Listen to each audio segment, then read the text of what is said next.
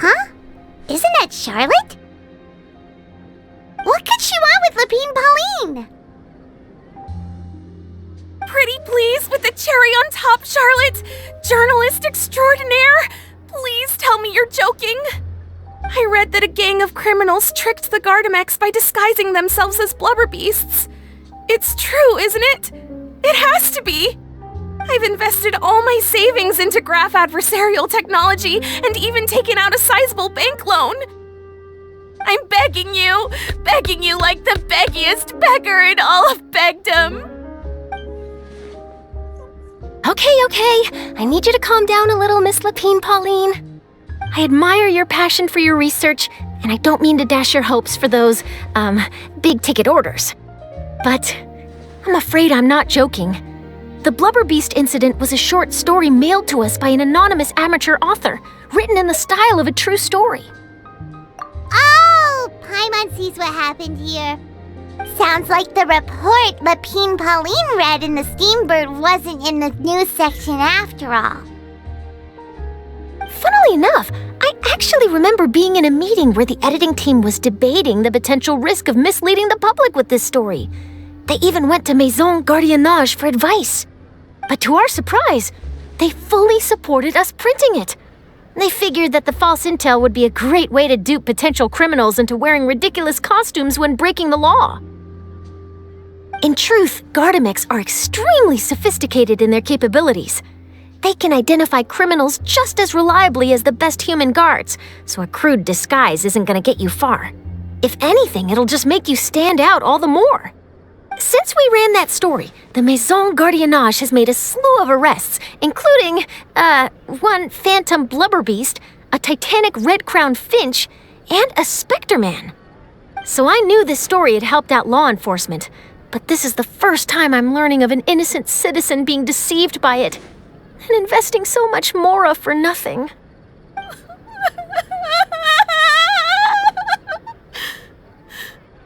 Uh-oh. So Lapine Pauline's whole research project is based on a fictional story? Which means we're not gonna get a big bonus after all. But more importantly, she's gonna lose everything she's invested. Traveler! Paimon! You're back! I was in the area taking some photos for a story when I got to talking to Miss Lapine Pauline about her research. She told me about your collaboration. She was hoping I could write an article to spread awareness about image recognition technology. She even paid me for the article and gave me one of her prototype devices before I could get a word in.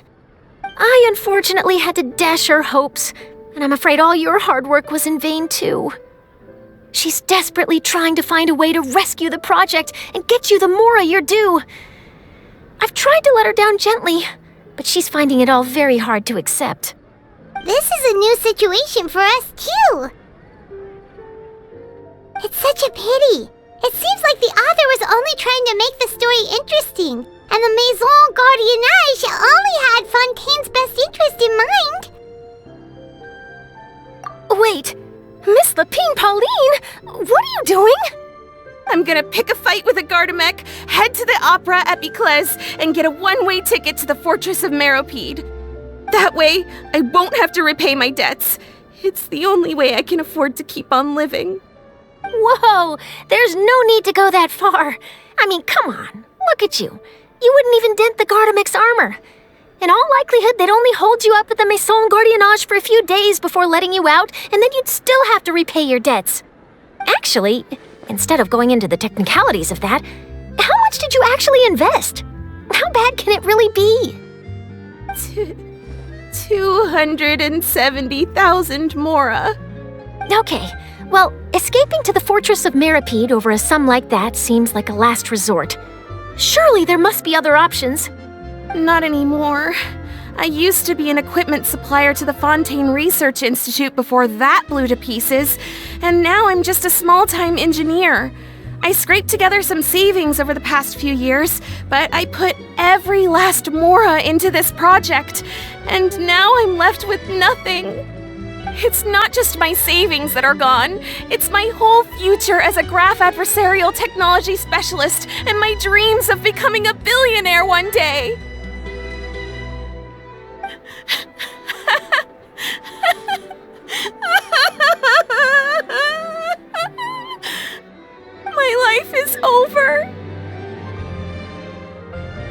Don't despair, Miss Lapine, Pauline. I think I know a way for you to turn this around. This prototype you've given me, the camera lens for image recognition sample collection. It's really quite something. You said you designed it specifically for high-fidelity image capture and analysis, yes? The rapid focal length adjustment is a very useful function in its own right. It's sure to make many journalists' jobs much easier. In fact, I'd say it has the potential to revolutionize Fontaine's news media. So your research efforts thus far are by no means in vain. The technology you've developed may have many applications that you've never even considered. Really? Absolutely. I've been working as a journalist for the Steambird for a long time now. No one understands the issues we journalists face on a day-to-day basis better than me. So keep calm, take heart, and start thinking about mass production. In the meantime, I'll show your invention to all my colleagues to drum up interest in your product. I can't believe it! If this is true, then I can look into setting up a whole camera lens development pipeline.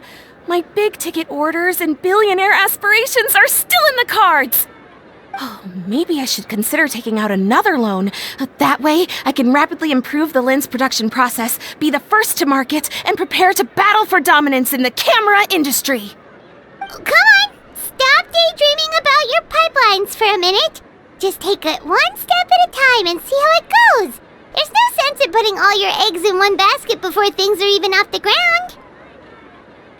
And I can probably speak to some people I know and license my image recognition device to a workshop to raise some funds. I can't believe I didn't think of this sooner. There's no time to lose. I need to get to work. Early bird gets the worm.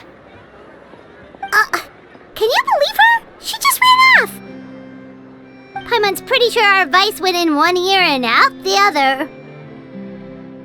It's understandable. When inspiration and passion strike at the same time, it's all too easy to throw yourself headfirst into your work and forget about everyone around you. A lot of journalists are the same way when they're first starting out. But don't you worry. I'm gonna write an article on all this, and I'll be checking in on her regularly. Her research has the potential to benefit the entire journalistic community. I'll give her plenty of input to stop her from going down any rabbit holes, and make sure mass production of her lens can begin as soon as possible. It's reassuring to know that you'll be looking out for her, Charlotte. Actually, you know what? Why don't you two take this prototype lens? I'm sure you'll have plenty of chances to use it on your travels. It takes the right person to get the most out of a new technology. In your hands, it's sure to capture some amazing sights. Thanks a lot, Charlotte. No bonus, no biggie. This makes everything worth it. You're welcome. I got something out of this too. The beginnings of a very interesting news story. The boundaries between real news reports and news-like fiction must not be blurred, even when there's a compelling justification for doing so. Yes, that's how I'll phrase it to the editors when I give them my feedback. Let's hope we don't mislead any more well-meaning citizens in the future.